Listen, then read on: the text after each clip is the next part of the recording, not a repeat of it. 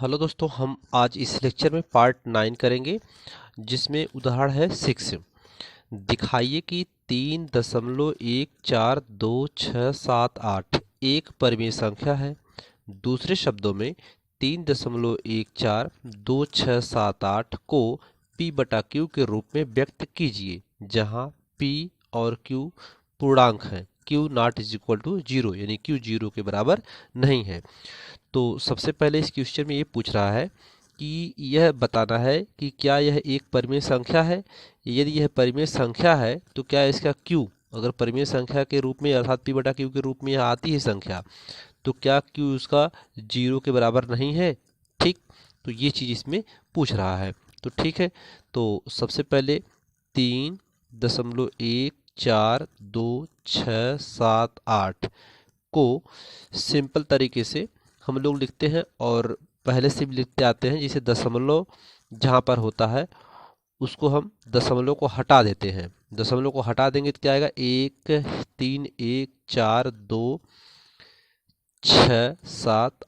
और बटा में जहाँ दशमलव है वहाँ पर 1 लिख देंगे और बाकी इसके आगे जितने अंक हैं उतने 0 लगा दिए जाएंगे।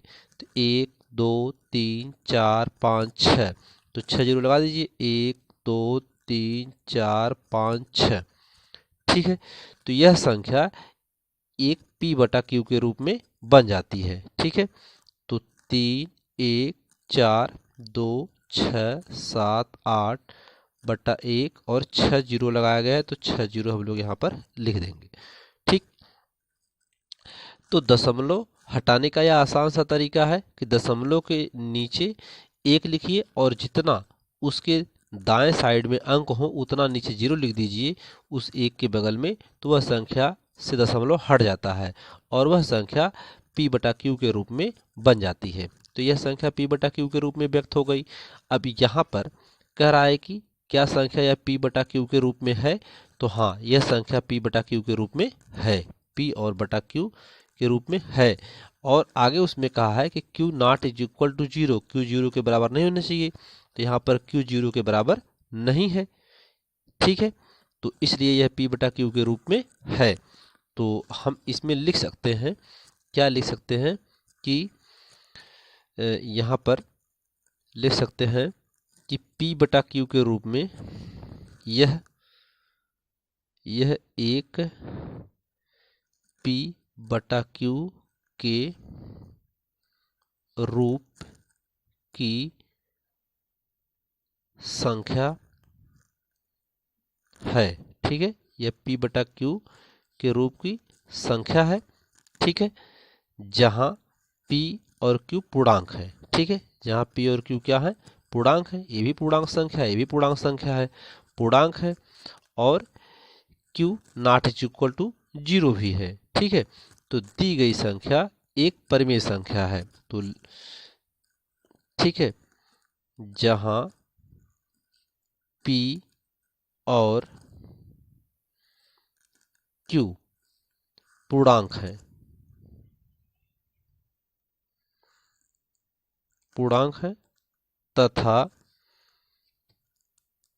q not is equal to 0, अतः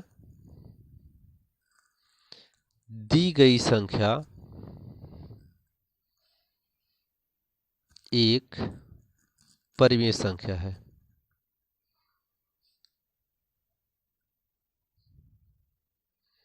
अतः दी गई संख्या एक परिमेय संख्या है।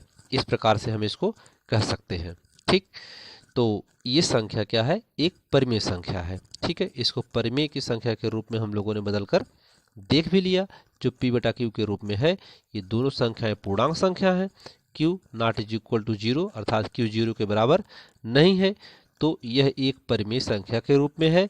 जहां p बटा q पूर्णांक है अर्थात यह संख्याएं क्या है, पूर्णांक भी है, इसलिए जहां p और q क्या है, पूर्णांक है तथा q not is equal to 0, q 0 के बराबर भी नहीं है। ठीक, तो यह एक परिमेय संख्या बन गई, अतः दी गई संख्या एक परिमेय संख्या है। ठीक है, तो इस लेक्चर में उदाहरण नंबर 6 हम लोगों ने कर लिया। छठवां सातवां हम आपको अगले लेक्चर में बताएंगे।